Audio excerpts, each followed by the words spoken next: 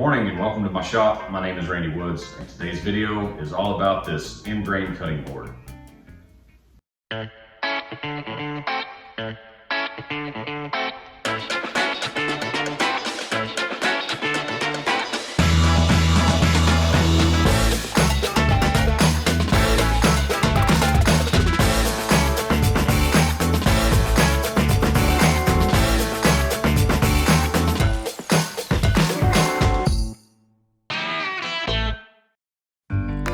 I've been wanting to make an end grain cutting board for quite some time.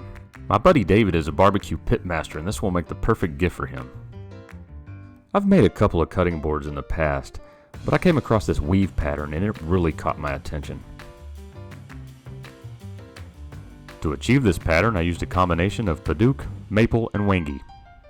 I began the milling process by resawing the wenge.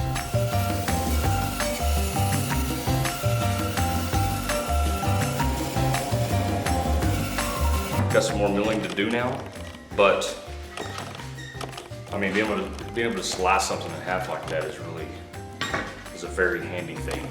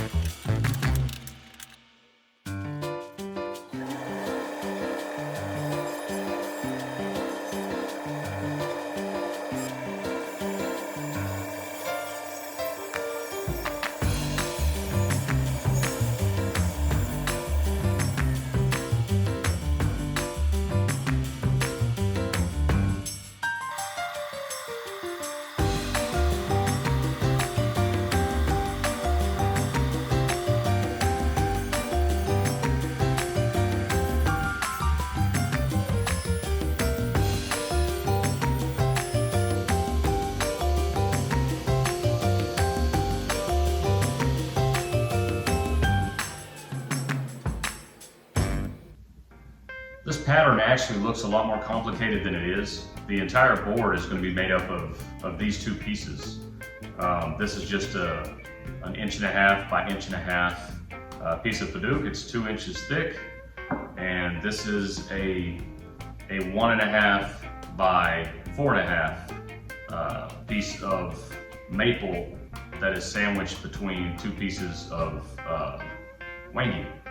I don't really think the thickness of the wenge is really that important, as long as the entire thickness of this is exactly 1.5 inch, the width is exactly 4.5 inches, and these are exactly 1.5 by 1.5, and then of course the however thick you want to make the board, which in this case I'm doing this board just over 2 inches thick.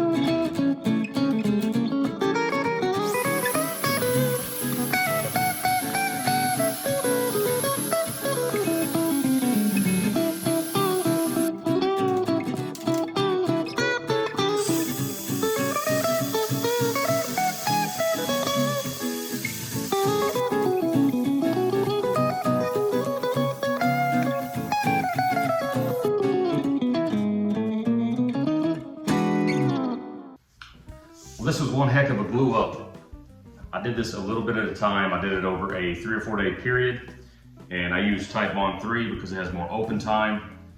That allowed me to get all my pieces the way I needed them before I really applied the clamping pressure. I used the festool domino just to help me keep all my pieces flush on top and bottom. I do not have a drum sander, and a glue up like this without that extra aid and keeping everything level, sanding can be a nightmare. But using the domino, it kept it pretty flat, and sanding this wasn't too bad.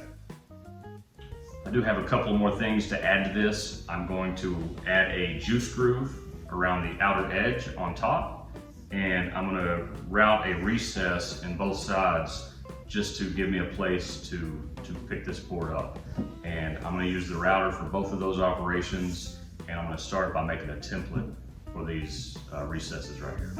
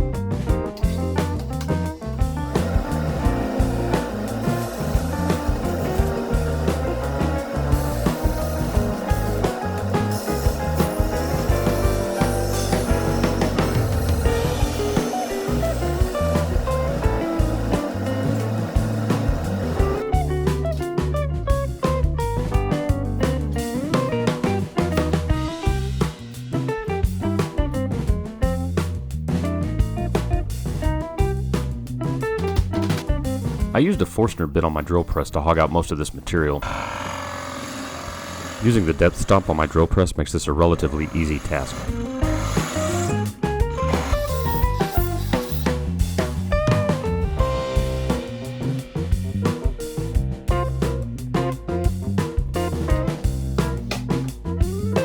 I then cleaned up this recess using my router outfitted with a bearing guided bowl bit.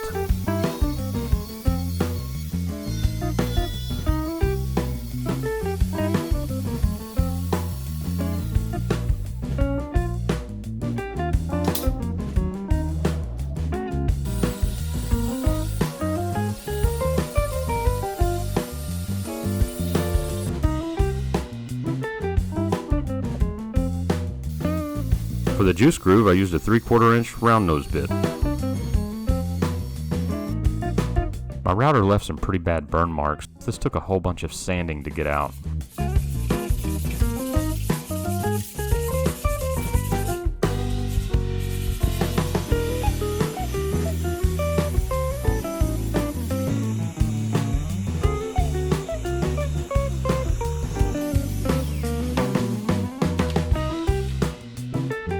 I finished this board by applying 2 coats of Whiteco Butcher Block oil.